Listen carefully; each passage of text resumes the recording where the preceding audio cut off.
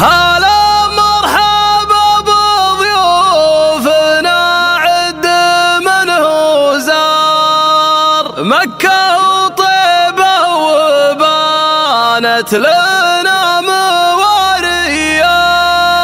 في حفل الليلة مكان ولا عندنا وقار عبد الله وعبد الله بالمجد وراعية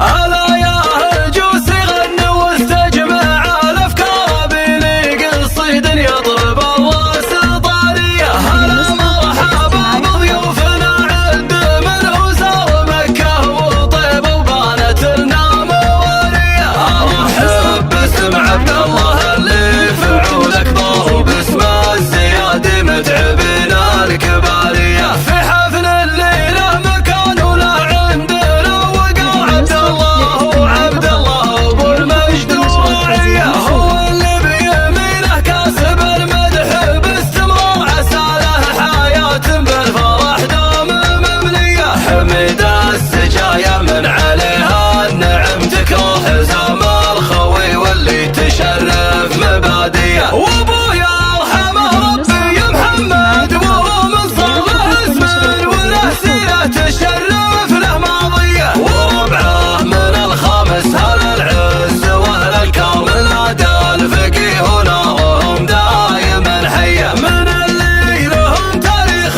لا ما عليه غبار من روس السياسيه اهل السيف في الهيه سرايا العتيبه مكرمين الخوي والجار وانا بمدحهم سكت البيوت الحماسيه هل السيف ابو حدين واللي طوال اشبار هل الضايل وساس العزاوي عتيبيه هلا يا هجوس غنوا واستجمع الافكار بليق الصيد يضرب الراس طاريه هلا مرحبا بضيوفنا عد من هو زار مكة وطيبة وبانت لنا موارية ارحب باسم عبد الله اللي فعولك ضاهو باسم الزيادي متعبنا الكبارية في حفل الليلة مكان ولا عندنا وقار عبد الله وعبد الله ابو المجد وراعية هو اللي بيمينه كاسب المدح باستمرار عسى له